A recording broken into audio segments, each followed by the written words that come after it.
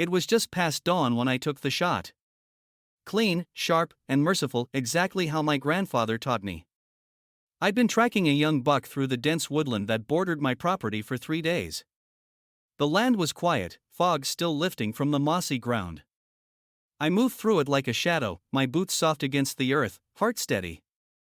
Hunting wasn't just tradition for me, it was peace, it was focus, it was part of who I was. When the deer finally fell, I said the words I always did: "Thank you."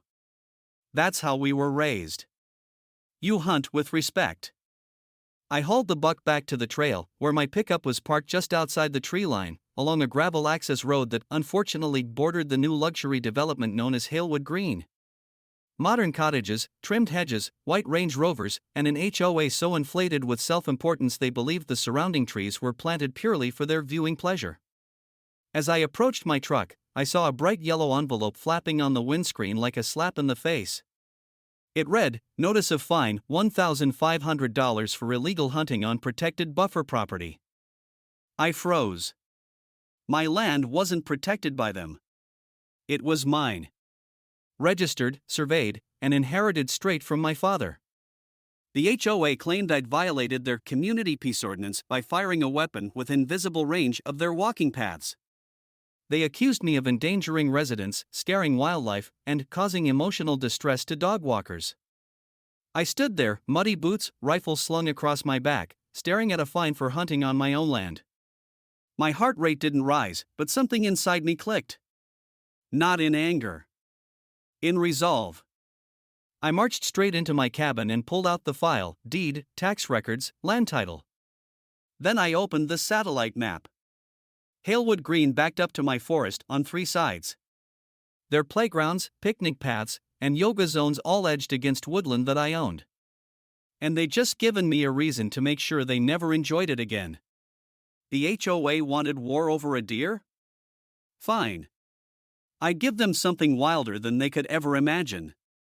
Because what they didn't know was this. I'd been in talks to buy the entire forested perimeter surrounding their precious community. And now, I was going to close that deal with one condition: no entry, no trails, and no mercy. It took exactly 9 days. That's all it took to become the man who legally owned every inch of the forest surrounding Halewood Green. I called up Richard Clark, the broker who'd first mentioned the old forestry plots 6 months earlier. Back then, I wasn't sure if I needed more land. Now, I wasn't just interested, I was ready to buy out spitefully. "Still got the paperwork?" I asked. "I'm ready to go full cash." Richard whistled low. "All 4 plots?" "All 4, I said. But I want it done quietly." By the end of the week, I'd wired over $840,000. My name went on the deeds. 21 acres of mixed oak, pine, and ash, all of it wrapped tight around the back, sides, and even underneath the walking trail the HOA had started carving out. They hadn't built fences yet. They were using nature's edges, assuming the trees were just common green space. They thought wrong. The first sign went up 2 days after closing. Private land, hunting preserve. No entry. No walking. No exceptions. I placed them every 100 feet along the trailhead. Laminated. Bright. Official. Then I had contractors install trail cameras and wire rope across old paths they'd been using.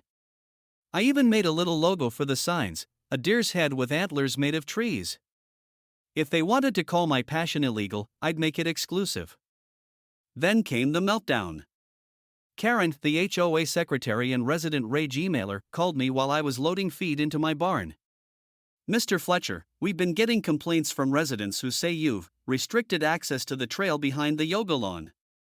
We've had children crying and a cyclist injured from one of your rope barriers." I kept my voice steady. "Then they shouldn't have been on private land." She exhaled sharply.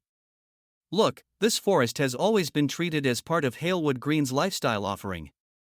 You can't just block it off." "Karen," I said calmly, "you fined me $1,500 for hunting on my land. Now you're complaining because I'm not letting your residents picnic on mine?" "We could involve legal counsel," she started. Please do, I said. And when your lawyers review the deeds, they'll find out your HOA backs up to my hunting preserve on all sides. Good luck with that. That evening, I watched from my upstairs window as 3 residents stood at the edge of the woods, reading the new signs with their dogs on leashes and faces twisted in confusion. A kid tried to duck under one of the ropes, but his mom dragged him back. Good.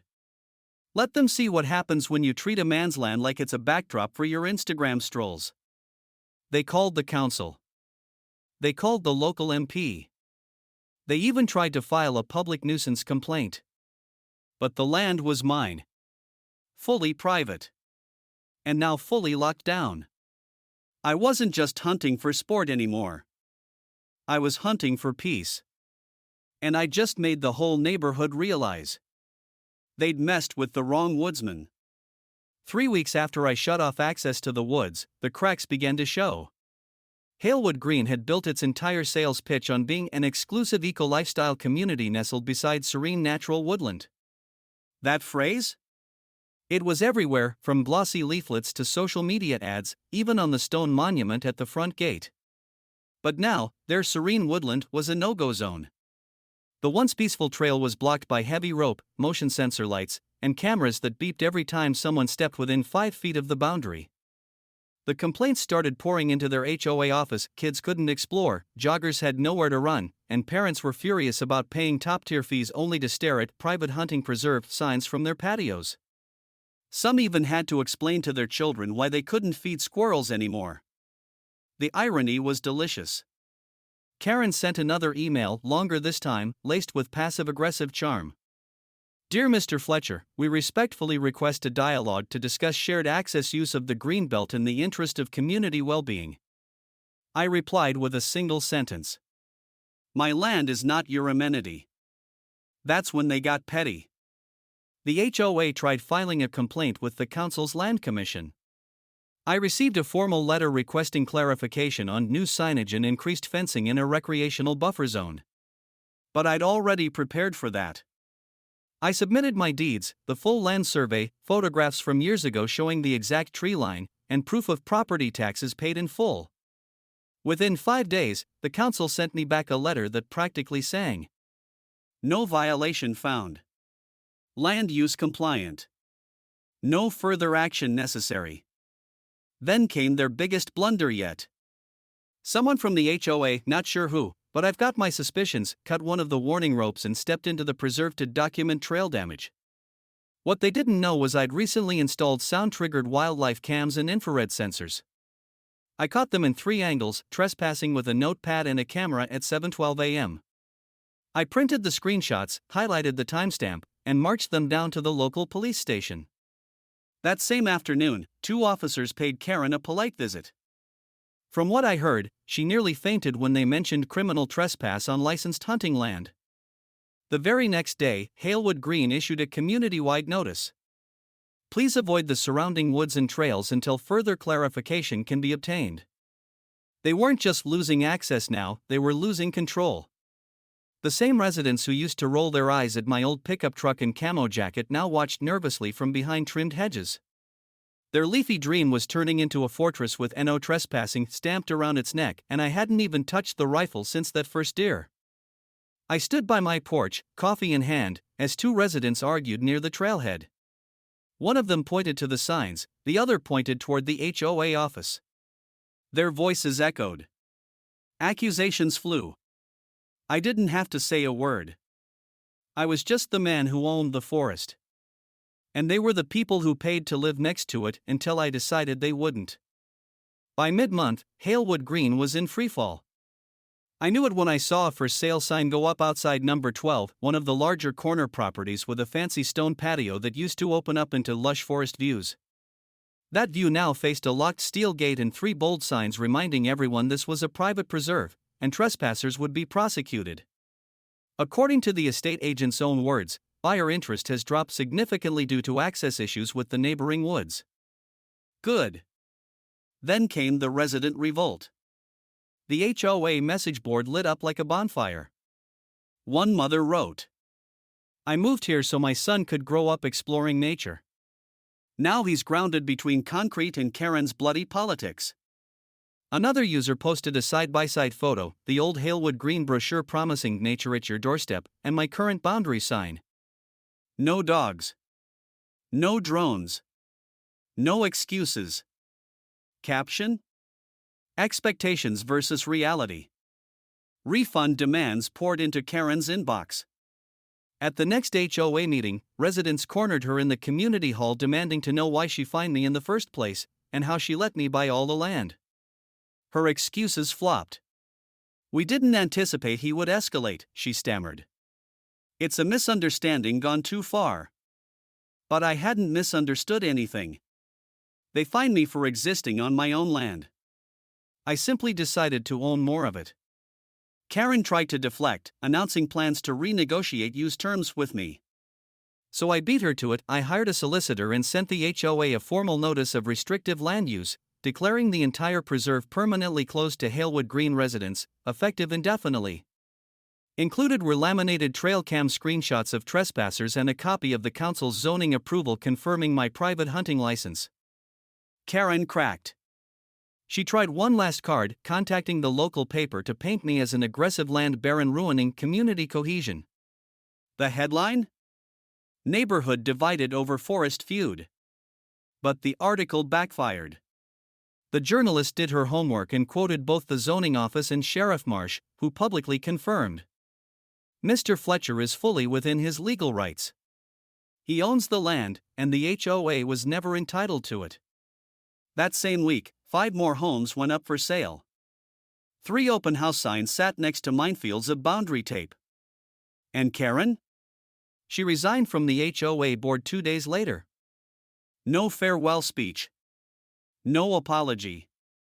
Just a curt letter and a for sale sign on her own perfect white cottage. With Karen gone and property values in Halewood Green sinking faster than a Range Rover in a bog, you'd think I'd be satisfied. But this wasn't about payback anymore. It was about permanence. I didn't want to just win the battle, I wanted to write the law that kept it won for good. So I filed an application with the UK Woodland Trust and Environmental Authority to register my land as a private conservation preserve with licensed game activity. It took 3 weeks, 1 on-site inspection, and a few policy signatures, but it was approved. My forest was now officially recognized as a protected rural habitat with controlled hunting access and limited use perimeter rights. Translation? No one could touch a branch without my permission, and the boundary now carried government backing. The best part?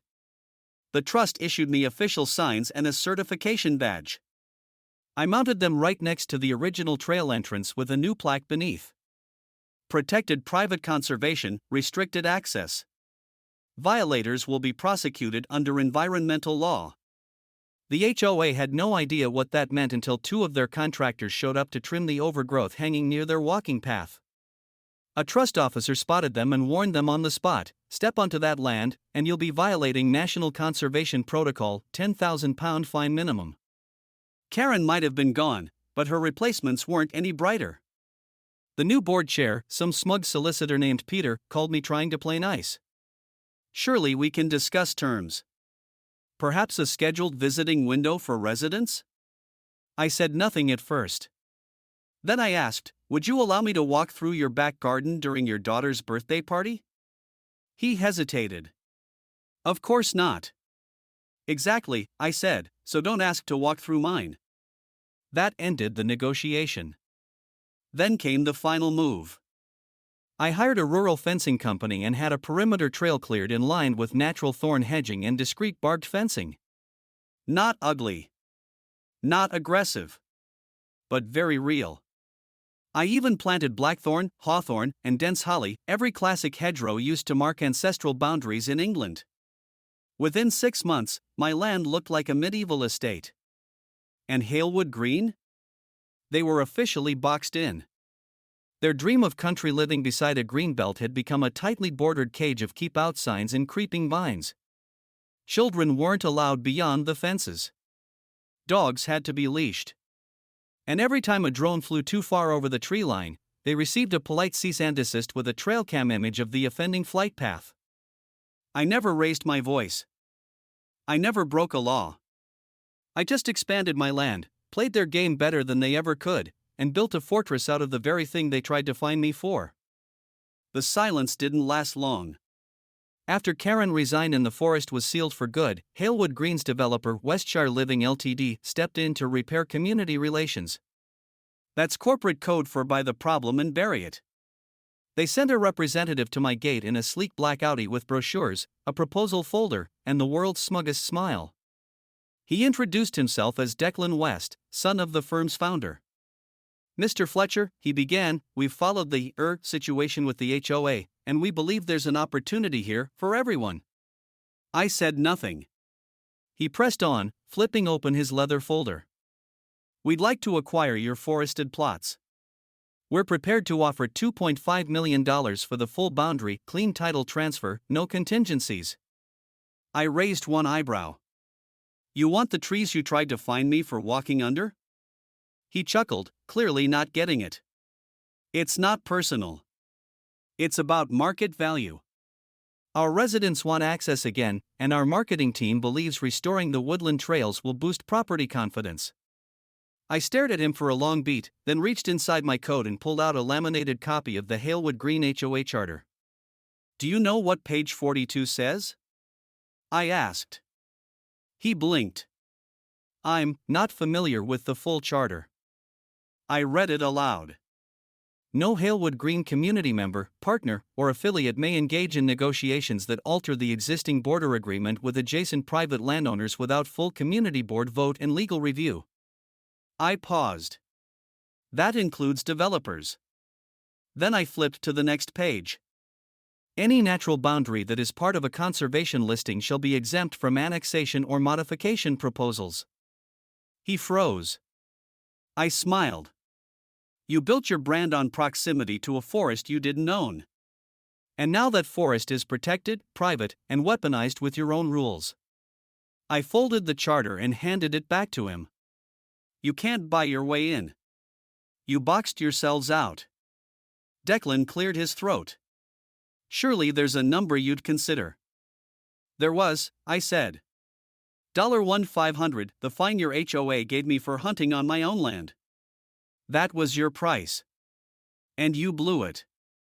He left without another word. The next month, Halewood Green's property values dropped another 11%. 2 more families put their houses up for sale. The developer's marketing materials quietly removed all mentions of adjacent natural access. And new buyers? They started asking tough questions. The HOA tried rebranding the trails as ornamental greenbelt space. But everyone could see the signs. Everyone could feel the tension. And I was just getting started. Because the one thing the charter didn't mention was noise rights. And I had a legal permit to fire rifles on conservation land. Let's just say, Sunday mornings were about to get louder. I waited for the perfect day. Clear skies, still air, and a Halewood Green brunch event on their back lawn, folding tables, bunting, juice pitchers, and their newly elected HOA chair giving a speech about restoring neighborly unity.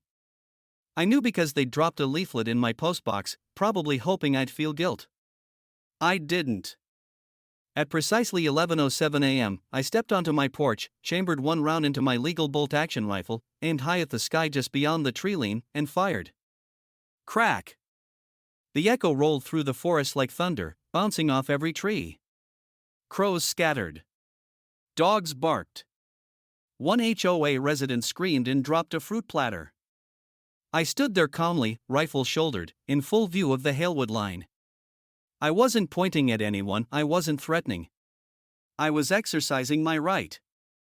Minutes later, my solicitor emailed a copy of my shooting permit to the HOA board in Westshire Living. Subject line: as previously stated, I own the forest. That afternoon, I received an email from Peter, the new HOA chair. It was a mess, half apology, half veiled threat.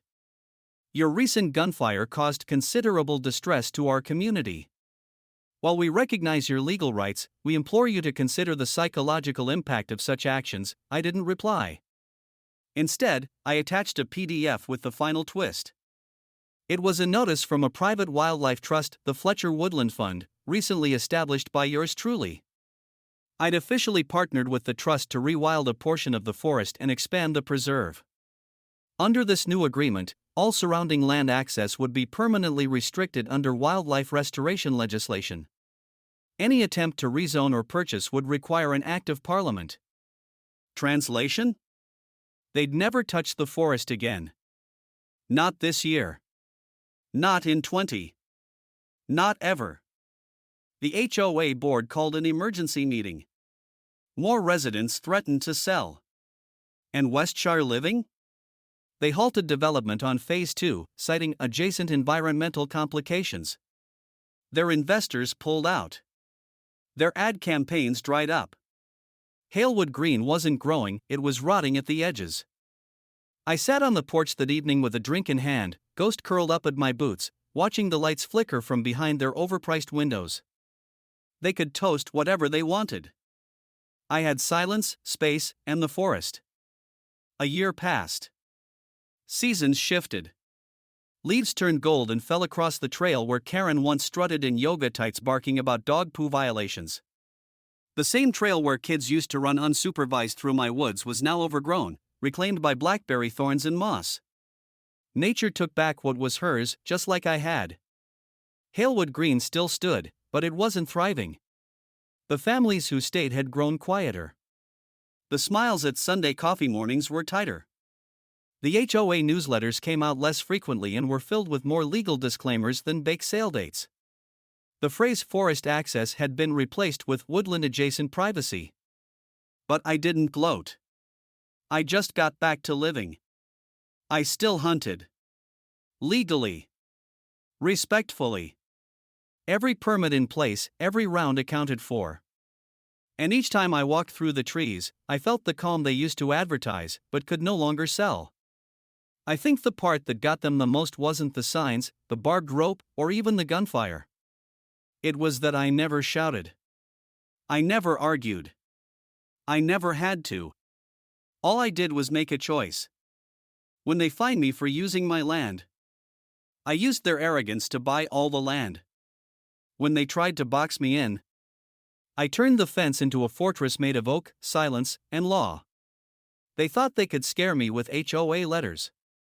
I buried them with deeds, wildlife preservation, and ironclad boundary lines. One day, a young boy and his father walked past the edge of my property. The father stopped to read the sign, quietly explained what a preserve was, and turned back the way they came. The boy asked, "Why can't we go in there?" The father replied, "Because that man fought for it. And he won." I smiled to myself. Because in the end, I didn't just protect my right to hunt. I protected the right to live undisturbed. To stand your ground.